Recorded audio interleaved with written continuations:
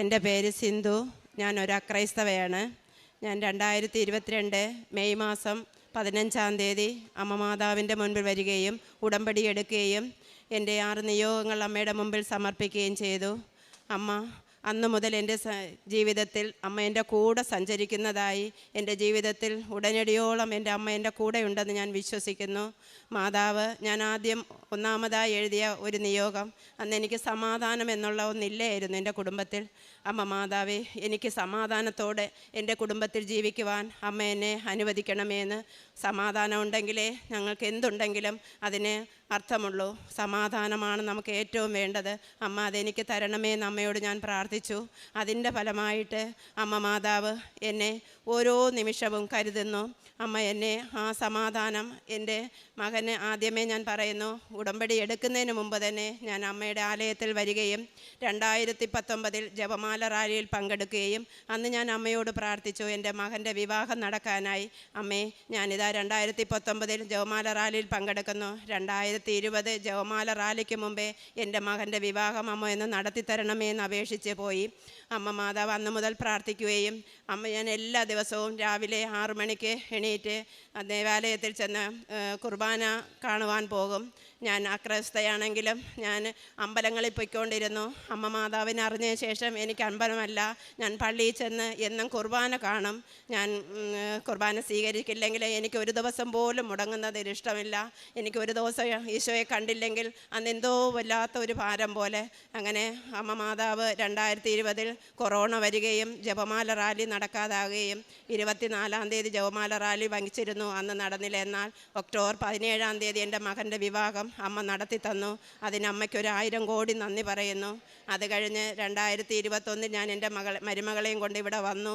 അപ്പോഴും അമ്മ എനിക്ക് കയറി അമ്മയെ കാണിക്കാൻ എനിക്ക് സാധിച്ചില്ല.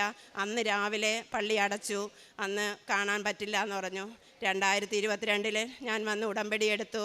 എൻ്റെ മരുമകളെയും കൊണ്ടുവന്നു അമ്മയ്ക്ക് എല്ലാ കാര്യങ്ങളും അമ്മയെ അർപ്പിച്ചു. എന്നാൽ എൻ്റെ മരുമകൾക്ക് ഭയങ്കര ദേഷ്യമായിരുന്നു. കാരണം ഒന്നും വേണ്ട, അവൾ പെട്ടെന്ന് മുൻകോപം വരും അവൾക്ക്.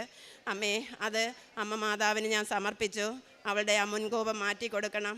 ഏതോ ഒരു ശക്തി അവളിലുള്ളതുപോലെ തോന്നും ദേഷ്യം വരുമ്പം. അത് അവളിൽ നിന്ന് മാറ്റിയെടുക്കണേ, യേശുവിൻ്റെ തിരുരക്തം കൊണ്ട് അവളെ കഴുകണേ എന്ന് ഞാൻ എന്നും പ്രാർത്ഥിക്കുമായിരുന്നു. അതിൻ്റെ ഫലമായി ഇന്നവൾ സ്വന്തം അമ്മയേക്കാൾ എന്നെ സ്നേഹിക്കുകയും ഞങ്ങളുടെ കുടുംബത്തിൽ ഏറ്റവും സന്തോഷകരമായ സമാധാനം എനിക്ക് ലഭിക്കുകയും ചെയ്തു. അതൊന്നാമത്തെ സാക്ഷ്യം. രണ്ടാമത്, എൻ്റെ മകന്, അവൻ കപ്പലിലാണ് ജോലി. പെട്ടെന്നൊരു ദിവസം അവന് ഒരു ആക്സിഡൻ്റ് ഉണ്ടാകുകയും എന്തോ ശരിക്കും ഒരുപാട് വെയിറ്റുള്ള ഒരു ഭാരം അവൻ്റെ മുകളിലേക്ക് വീഴാൻ പോയപ്പോൾ അവൻ കുറച്ചൊന്ന് മാറിക്കൊടുത്തു. അവൻ്റെ പുറത്ത് വീഴാതെ അവൻ്റെ കാലിൽ വീണു. കാലിൽ കുറേ പൊട്ടലുണ്ടായിരുന്നു, കണ്ണിൻ്റെ ഭാഗം. അമ്മ ആ മകനെയും കൊണ്ട് ഞാനിവിടെ വരികയും അമ്മയുടെ തൈലമെല്ലാം പുരട്ടി പ്രാർത്ഥിക്കുകയും ചെയ്തതിൻ്റെ ഫലമായി ആ നീരെല്ലാം മാറിപ്പോയി. വേറെ ഒരു കുഴപ്പവും സംഭവിച്ചില്ല. വീണ്ടും ഒരിക്കൽ കൂടെ ഒരു അപകടം ഉണ്ടായി. കാലിൻ്റെ മുട്ട് വല്ലാത്തൊരു അപകടം. കടലിലേക്ക് ഏതോ ഒരു വലിയ ഭീമായ ഒരു ഡ്രെഡ്ജിങ് കമ്പനിയാണ്, അതിൻ്റെ ഒരു പൈപ്പിൽ തട്ടി അവൻ വെള്ളത്തിൽ വീഴുകയും അവൻ്റെ മുട്ടിൽ ശരിക്കും ഒരു ഇടി കെട്ടുകയും ചെയ്തു. പിന്നെ അവന് മുട്ട് മടക്കാനോ യാതൊന്നും ചെയ്യാനോ പറ്റാത്ത, പാൻറ് പോലും ഇടാൻ പറ്റില്ല എന്ന് വിളിച്ച് പറഞ്ഞു. അവൻ നാട്ടിൽ വന്നു. ഞാൻ എണ്ണ പുരട്ടി ഡോക്ടറെ കൊണ്ട് കാണിച്ചു. അപ്പോൾ ഡോക്ടർ പറഞ്ഞു, മുട്ടിൻ്റെ എൽഫൻ്റ് പൊട്ടിപ്പോയി, അത് ഓപ്പറേഷൻ ചെയ്യണം, അതുകൊണ്ട് അത് ഉടനെ ചെയ്യണമെന്ന് പറഞ്ഞു. എന്നാൽ ഞാൻ എൻ്റെ അമ്മയോട് പ്രാർത്ഥിച്ച് എണ്ണ ഉപ്പും ചാലിച്ച് കാലിൽ മുട്ടിൽ പുരട്ടി പ്രാർത്ഥിച്ചതിൻ്റെ ഫലമായി ഒരു ഓപ്പറേഷനും കൂടാതെ തന്നെ അവൻ്റെ കാല് സുഖപ്പെടുകയും ചെയ്തു. പിന്നെ എൻ്റെ ഈ മരുമകൾക്ക് ബീഫ് കഴിക്കുമ്പോഴും മട്ടൻ കഴിക്കുമ്പോഴെല്ലാം ഭയങ്കര അലർജി ആയിരുന്നു. അത് അവൾ ആ നിയോഗം ഞാൻ വച്ചിരുന്നു. അങ്ങനെ ഒരു അലർജി അവളിൽ നിന്ന് എടുത്തു മാറ്റി ഇപ്പോൾ അവൾ എല്ലാ ആഹാരവും ഒക്കെ കഴിക്കാൻ സാധിക്കുന്നു. പിന്നെ എൻ്റെ മകൻ 14 വർഷമായി കപ്പലിൽ ജോലി ചെയ്യുന്നു. ഈ അപകടം പിടിച്ച ജോലി ആയതുകൊണ്ട് ഞാൻ എപ്പോഴും പറയും, വേണ്ട മോനെ, ഈ ജോലി ഇനി നമുക്ക് വേണ്ട, ഇതിൽ നിന്ന് നമുക്ക് മാറാം. ഇപ്പോൾ വൈഫ് ജർമ്മനിയിലാണ്, അവളെ കൂടെ ചെന്ന് അവിടെ ജോലി ചെയ്യാമെന്ന് പറഞ്ഞു. ഈ നിയോഗം വെച്ച് പ്രാർത്ഥിച്ചതിൻ്റെ ഫലമായി അവന് പെട്ടെന്ന് തന്നെ ആ ജോലിയിൽ പ്രമോഷൻ ആവുകയും സൂപ്പർവൈസറായി. കപ്പലിലുള്ള ജോലി അവന് കുറച്ചൊന്ന് ഭാരപ്പെട്ടത് മാറിക്കിട്ടുകയും ചെയ്തതിന് അത് അമ്മയുടെ മുമ്പിൽ നിറയോം വെച്ചതിൻ്റെ കാര്യമായി അമ്മ അതെനിക്ക് സാധിച്ചു തന്നു. അതിന് അമ്മയ്ക്ക് 1000 കോടി നന്ദി പറയുന്നു. പിന്നെ എൻ്റെ മകന് 14 വർഷക്കാലമായി ഞങ്ങൾ ഒരു ലോൺ എടുത്തു, ഹൗസിംഗ് ലോണ്. ലക്ഷങ്ങൾ ശമ്പളം കിട്ടും, പക്ഷേ ലീവിന് വരുമ്പോൾ എല്ലാ കാശും തീരും. ലോൺ അടയ്ക്കാൻ പറ്റില്ല. ഏത് വഴിക്ക് പോകുന്നെന്ന് എനിക്ക് അറിയില്ല. അതും നിയോഗത്തിൽ വെച്ച് അമ്മേ എത്രയും പെട്ടെന്ന് ആ ഹൗസിംഗ് ലോണൊന്ന് അടച്ചു തീർക്കാൻ അമ്മ സഹായിക്കണേ എന്ന് നിയോഗത്തിൽ വെച്ച് പ്രാർത്ഥിച്ചതിൻ്റെ ഫലമായി ഒരു 2-3 മാസം കഴിഞ്ഞപ്പോൾ തന്നെ ആ ലോണ് ഞങ്ങളറിയാതെ തന്നെ ആ ലോണ് എത്രയും പെട്ടെന്ന് തീർക്കുവാനും പ്രമാണം നമുക്ക് തിരിച്ചെടുക്കുവാനും അമ്മ മാതാവ് എന്നെ സഹായിച്ചു. എൻ്റെ ജീവിതത്തിൽ ഒട്ടനവധിയായ അനുഗ്രഹങ്ങൾ അമ്മ മാതാവ് എനിക്ക് വേണ്ടി ചെയ്യുന്നു. ഞാൻ എൻ്റെ ഉപ്പും തൈലവും എല്ലാം വാങ്ങി ഞാൻ ഓരോ രോഗികൾ ഇവിടെ എന്നെ വിളിച്ച് പറയുന്നവർക്കെല്ലാം കൊണ്ടുചെന്ന് അതെല്ലാം കൊടുക്കുകയും എണ്ണ പൂശി പ്രാർത്ഥിക്കുകയും അവരെ ഈ അമ്മ ചെയ്യുന്ന അനുഗ്രഹങ്ങൾ അവരോട് പറഞ്ഞു കൊടുക്കുകയും അമ്മ മാതാവിൻ്റെ സാക്ഷിയാകുവാൻ വന്ന് ഉടമ്പടി എടുക്കണമെന്ന് അവരെ സമർപ്പിക്കുകയും 2-3 പേരെ ഇവിടെ കൊണ്ടുവരികയൊക്കെ ചെയ്തിട്ടുണ്ട്. മാതാവ് അതൊന്നും അമ്മ ഞാൻ പ്രാർത്ഥിക്കുന്ന ആ കാര്യങ്ങളെല്ലാം അവർക്ക് സാധിച്ചു കൊടുക്കുന്നുണ്ട്. പിന്നെ അമ്മ മാതാവിൻ്റെ വഴിയായി ഞാൻ എല്ലാ കാര്യങ്ങളും ഹോസ്പിറ്റലിലൊക്കെ പൊതിച്ചോറ് കൊടുക്കുകയും പിന്നെ അനാഥരായ മക്കൾക്ക് തുണികൾ കൊടുക്കുകയും ആരുമില്ലാത്തവർക്ക് ഡയപ്പറെല്ലാം നമ്മുടെ ജനറൽ ഹോസ്പിറ്റലിൽ ഡയപ്പർ വാങ്ങിക്കൊടുക്കുകയും തുണികൾ കൊണ്ടു കൊടുക്കുകയും അതെല്ലാം ചെയ്യുന്നുണ്ട്. ഇനി എൻ്റെ മരുമകൾക്ക് ജർമ്മനി പോകാനായി അമ്മ മാതാവ് കൊടുത്ത കാര്യങ്ങൾ അവൾ തന്നെ നിങ്ങളോട് സംസാരിക്കും. എല്ലാവർക്കും നമസ്കാരം. എൻ്റെ പേര് ജയലക്ഷ്മി. ആദ്യമായി ഞാൻ ഈ അൾത്താരയിൽ നിന്ന് സാക്ഷ്യം പറയാൻ എനിക്ക് അനുഗ്രഹം തന്ന അമ്മ മാതാവിനോട് ഞാൻ 100 കോടി നന്ദി ഞാൻ പറയുന്നു. ഞാൻ തിരുവനന്തപുരത്ത് നിന്ന് വരുന്നു. അവിടെ ഒരു സ്വകാര്യ ഹോസ്പിറ്റലിൽ നേഴ്സായിട്ട് വർക്ക് ചെയ്യുകയായിരുന്നു. അങ്ങനെ 2022 നമ്മുടെ കേരളത്തിൽ നിന്നുള്ള നേഴ്സുമാരെ ജർമ്മനിയിൽ കൊണ്ടുപോകുന്ന ഒരു ട്രിപ്പിൾ വിൻ എന്നുള്ളൊരു പ്രോഗ്രാം വഴി ഞാൻ കേട്ടിരുന്നു. അങ്ങനെ ഞാൻ ആ പ്രോഗ്രാമിൽ ഞാൻ അപ്ലൈ ചെയ്യുകയും 13,000 പേര് ആ ഒരു പൊസിഷന് വേണ്ടിയിട്ട് അപ്ലൈ ചെയ്തതിൽ നിന്നും 400 പേരിലായിട്ട് അവർ ഷോർട്ട് ലിസ്റ്റ് ചെയ്തതിൽ എൻ്റെ പേരെനിക്ക് അവരെന്നെ സെലക്ട് ചെയ്തു. കൂടാതെ തന്നെ ആ 400 പേരിൽ നിന്നും 200 പേര് അവർ പിന്നെയും ഷോർട്ട് ലിസ്റ്റ് ചെയ്തതിലും മാതാവിൻ്റെ കാരുണ്യം കൊണ്ട് അതിൽ നിന്ന് എന്നെ സെലക്ട് ചെയ്ത് 2022 ഇവർ പ്രോസസ്സിങ് ടൈം പറഞ്ഞിരുന്നത് 1 ഇയർ ആണ്. ഈ 1 ഇയറിനകത്ത് B1, A1, A2, B1 ഈ 3 ലെവലും പാസ്സായവരെ മാത്രമേ ഇവർ കൊണ്ടുപോകത്തുള്ളൂ. മാതാവിൻ്റെ മുമ്പിൽ ഞാൻ മുട്ടുകുത്തി ഞാൻ പ്രാർത്ഥിച്ചു. അമ്മ നിയോഗം വെച്ചതിൽ അതിൻ്റെ ഭാഗമായിട്ട് എനിക്ക് B1 പാസ്സാവുകയും എനിക്ക് 1 വർഷത്തിനകത്ത് തന്നെ കഴിഞ്ഞ 2023 സെപ്റ്റംബർ 19 എനിക്ക് ജർമ്മനിയിൽ നല്ലൊരു ജോലി നൽകി അമ്മ മാതാവ് എന്നെ അനുഗ്രഹിച്ചു.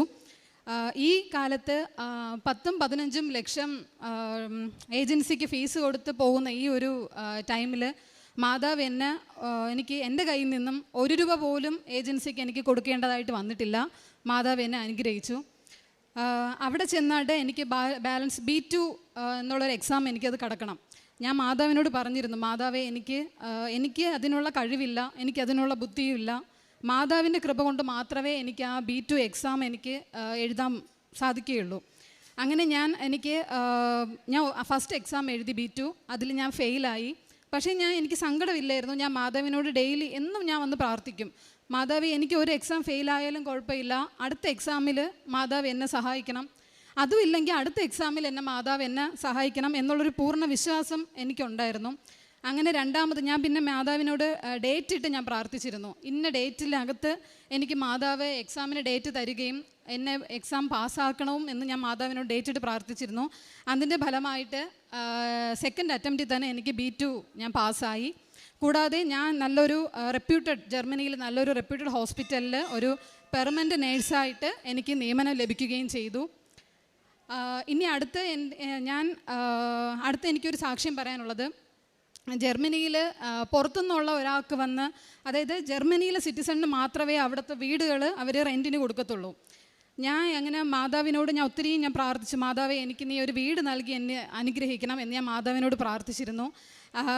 ലൈറ്റ് ക്യാൻഡിലിട്ട് ഞാൻ മാതാവിന് പ്രാർത്ഥിച്ചു. അങ്ങനെ എനിക്കൊരു വീടിന് ഇൻഫർമേഷൻ ലഭിക്കുകയും ഞാൻ ആ വീട്ടിൽ ഉപ്പും ഇവിടെ നിന്ന് തന്ന ഉപ്പ് കൊണ്ട് മാതാവിൻ്റെ ഒരു കാശുരൂപ എൻ്റെ കയ്യിലുണ്ടായിരുന്നു. അത് കൊണ്ടുപോയി ഞാൻ വീട് ചെന്ന് കണ്ടു. ആ ഹൗസ് ഓണർ, ആ ജർമ്മനിയിലുള്ള ഹൗസ് ഓണറിന് വേറെ ഒരു സജഷനും ഇല്ലാതെ തന്നെ അവരെനിക്ക് പിറ്റേ ദിവസം തന്നെ ആ വീടിൻ്റെ കോൺട്രാക്റ്റ് എനിക്ക് എഴുതി തരികയും ചെയ്തു. കൂടാതെ തന്നെ എനിക്ക് എന്ത് വിഷമമുണ്ടെങ്കിലും ഞാൻ മാതാവിനെ മാത്രമേ ഇന്നും ഞാൻ വിളിച്ച് പ്രാർത്ഥിച്ചിട്ടുള്ളൂ. ഒരു ദിവസം പോലും മാതാവിൻ്റെ മുമ്പിൽ ഞാൻ ജപമാല ചൊല്ലാതിരിക്കുകയോ ബൈബിൾ വായിക്കാതെയോ ഞാൻ ഒരു ദിവസം പോലും എൻ്റെ മുമ്പിൽ കടന്നു പോയിട്ടില്ല. കൂടാതെ തന്നെ ഇവിടുത്തെ അച്ഛൻ്റെ ഡെയിലി ബ്ലെസ്സിങ് പ്രാർത്ഥന കണ്ടതിന് ശേഷം മാത്രമേ എന്നും ഞാൻ ഡ്യൂട്ടിക്ക് പോയിട്ടുള്ളൂ. ആ വീട്ടിൽ എനിക്ക് കിട്ടിയ വീട്ടിൽ മാതാവ് ഉണ്ടെന്നുള്ളൊരു സഞ്ചാരി മാതാവായ മാതാവ് എൻ്റെ കൂടെ എന്നും ഉണ്ട് എന്നുള്ളൊരു വിശ്വാസത്തിൽ ഇന്നും ഞാൻ ആ വീട്ടിൽ ജീവിക്കുന്നുണ്ട്. ഇത്രയും അനുഗ്രഹം, ചെറുതും വലുതുമായ 100 കോടി അനുഗ്രഹം മാതാവ് എനിക്ക് സഹായിച്ചു തന്നതിൽ ഞാൻ മാതാവിനോട് ത്രികുമാരനോടും ഒത്തിരി നന്ദി പറയുന്നു. ലൂക്കായുടെ വിശുദ്ധ സുവിശേഷം 2-ാം അധ്യായം 10-ാം തിരുവചനത്തിൽ ദൂതൻ ആട്ടിടയന്മാരോട് സംസാരിക്കുന്ന ഭാഗം നാം കേൾക്കുന്നുണ്ട്. ദൂതൻ അവരോട് പറഞ്ഞു, ഭയപ്പെടേണ്ട, ഇത് സകല ജനതകൾക്കും വേണ്ടിയിട്ടുള്ള സന്തോഷത്തിൻ്റെ സദ്വാർത്ത ഞാൻ നിങ്ങളെ അറിയിക്കുന്നു. ദാവീദിൻ്റെ പട്ടണത്തിൽ നിങ്ങൾക്കായി ഒരു രക്ഷകൻ, കർത്താവായ ക്രിസ്തു ഇന്ന് ജനിച്ചിരിക്കുന്നു. സകല ജനതകൾക്കും വേണ്ടിയിട്ടുള്ള സന്തോഷത്തിൻ്റെ സദ്വാർത്തയായ ക്രിസ്തു ഇന്ന് എങ്ങനെയാണ് പ്രഘോഷിക്കപ്പെടുന്നത്? സിന്ധു എന്ന മകളും ജയലക്ഷ്മി എന്ന തൻ്റെ മരുമകളും ഇവിടെ ഈ സാക്ഷ്യം പങ്കുവയ്ക്കുമ്പോൾ അവരുടെ ജീവിതത്തിൽ അവരനുഭവിച്ച ക്രിസ്തു അനുഭവം, തങ്ങൾക്ക് ഈശോയെ അറിഞ്ഞ നിമിഷം മുതൽ അമ്മയും ഈശോയും തങ്ങൾക്ക് ആരാണ്, തങ്ങളുടെ കുടുംബത്തിൽ ആരാണ്, ഇതാണ് ഈ മക്കൾ ഇവിടെ പങ്കുവച്ചത്. തനിക്ക് ഒരു ദിവസം പോലും വിശുദ്ധ കുർബാന മുടക്കാൻ പറ്റില്ലെന്നാണ് ഈ അമ്മ ഇവിടെ പറയുന്നത്.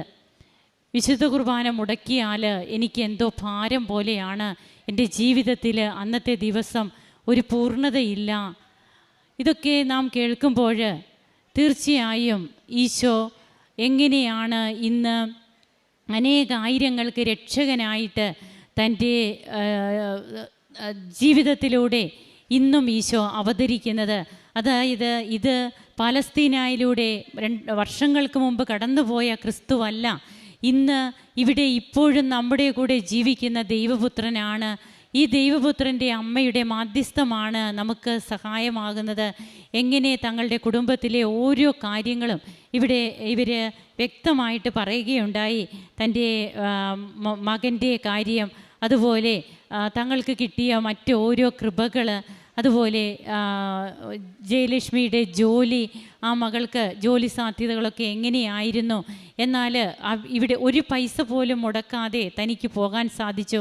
അവിടെ ചെന്നിട്ട് താൻ എങ്ങനെ വീണ്ടും അമ്മയെ ശരണപ്പെട്ട് താൻ പ്രാർത്ഥിച്ചു കൊണ്ടിരിക്കുന്നു. താൻ അവിടെ ഒറ്റയ്ക്കല്ല. തൻ്റെ ഒരു വീടിൻ്റെ കാര്യം ആ മകൾ പങ്കുവെച്ചു. ആ വീട്ടിൽ താൻ ഒറ്റയ്ക്കല്ല, അവിടെ അമ്മയുടെ സാന്നിധ്യം തനിക്കുണ്ട്. ഇങ്ങനെയൊക്കെ പറയുമ്പോൾ തീർച്ചയായും ഇത് ജീവിക്കുന്ന അനുഭവവുമായിട്ടാണ് ഈ മക്കൾ ഈ അൾത്താരയിൽ ഇത്രയും സമയമൊക്കെ എടുത്ത് ഇവിടെ വന്ന് നിന്ന് സാക്ഷ്യം പറഞ്ഞിട്ട് പോകണമെങ്കിൽ തീർച്ചയായും ഇത് ദൈവം അവരുടെ കുടുംബത്തിലേക്ക് കടന്നു ചെന്നതിൻ്റെ, ദൈവം അവരെ തൊട്ടതിൻ്റെ അനുഭവങ്ങൾ തന്നെയാണ്. നേർച്ച വസ്തുക്കളിലൂടെ തങ്ങൾക്ക് കിട്ടുന്ന സംരക്ഷണം, അതിലൂടെ മറ്റുള്ളവർക്ക് വേണ്ടി പ്രാർത്ഥിക്കുവാൻ കിട്ടുന്ന കൃപ.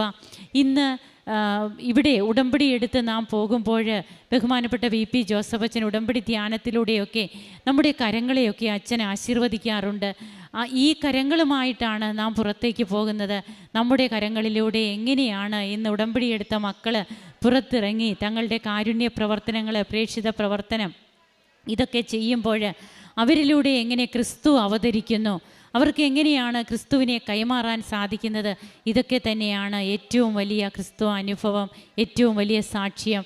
സ്വർഗം സന്തോഷിക്കുന്ന ഈ നിമിഷങ്ങളിൽ നമുക്ക് കരങ്ങളടിച്ച് ദൈവത്തെ ആരാധിക്കാം, മഹത്വപ്പെടുത്താം. യേശുവേ നന്ദി, യേശുവേ സ്തുതി, യേശുവേ ആരാധന.